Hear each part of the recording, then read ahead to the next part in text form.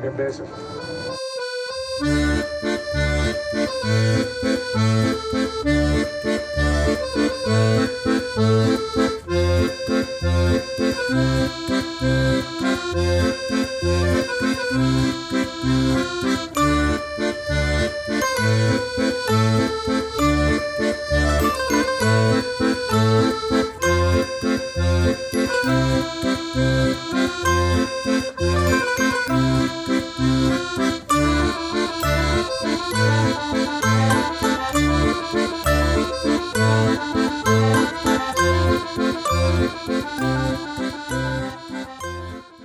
Harry Gruyaert was born on the 25th of August 1941 to a father whom he probably would inherit his photography and filmmaking passions from, given that his father loved recording the family with his 16mm film camera.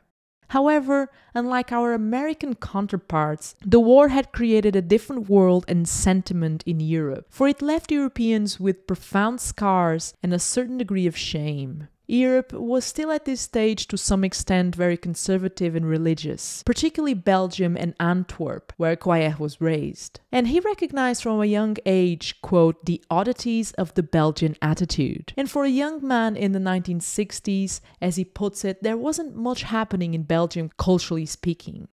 And so his desire to leave and learn more led him to Paris, where in a lucky streak, Harry Gruyaert met Robert Delpire, who got him work in advertisement. And so Gruyaert proceeded with his career photographing for Citroën and later entering the world of fashion photography. And while he recognized this was an amazing achievement for, quote, a nobody from Antwerp, he also started to realize that he was more interested in the setting, the place where the pictures were taken, rather than the clothing and the models themselves. And discussing this realization with a friend, he was advised to make photos during a cruise from Marseille to Casablanca, one of the major coastal Moroccan cities. And there he met a new country, a country he fell in love with. It gave me the impression that I had stepped into a Bruegel painting. There was so much affinity between people and landscape, colors and the beautiful light. And this trip made him want to do something more long-term with his photography rather than focusing on short essays and two-page magazine layouts. And Gruyaert has cited great Dutch masters and paintings from the 16th and 17th century as a source of inspiration for his photography. After all, it was perhaps through these that the photographer understood the capacity of art to portray the complex relationship between man and its land, and simultaneously the idea of man as an adorning part of the earth. And this is, I believe, a quality or thought we can associate with photography and in particular with Gruyaert's images. The idea of someone being so present in a scene they're capturing, throwing themselves so completely into what they see that suddenly they make order out of chaos. Suddenly, everything begins to fall into the right place and the composition, whatever it focuses on, showcases a type of beauty in the banality, in the otherwise overlooked. After all, as Gruyaert puts it, photography is like hunting or fishing, which reminds me of the story, or rather the relationship between the butterfly and the hunter, as put by philosopher Walter Benjamin.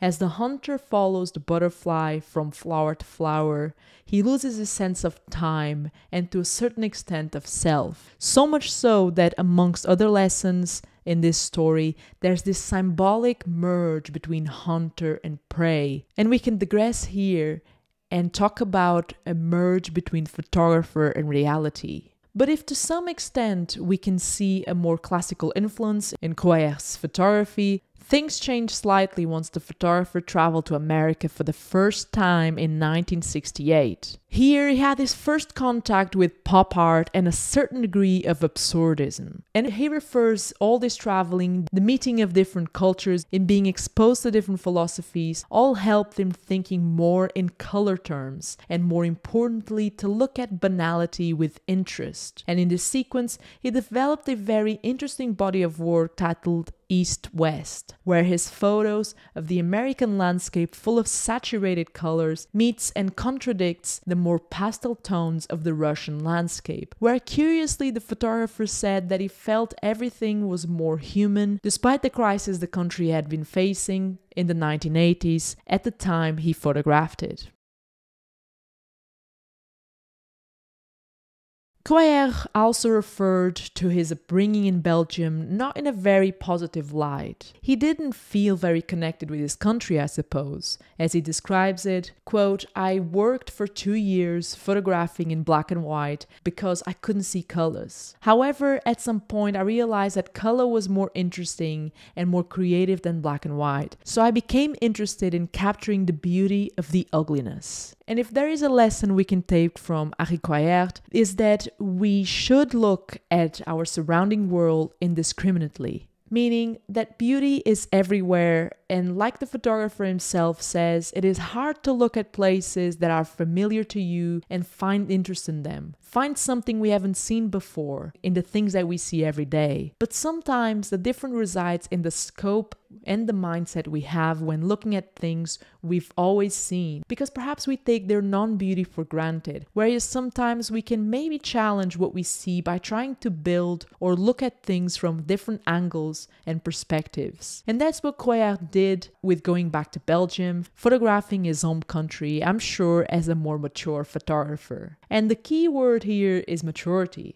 Because sometimes we're too young, too immature, too unhappy, too enthralled with life itself to see and comprehend what's in front of us. And when we go back to it after some time away from it, we see what we once didn't. So as a photographer myself, studying Gruyaert's work is to me a lesson on giving time to time, on maturing as a photographer by meeting other environments, other philosophies and artworks. Studying Gruyaert's work is a lesson on learning to look at things indiscriminately, for beauty is everywhere, even in the ugly. And this has been all for today in regards to Harry Gruyaert.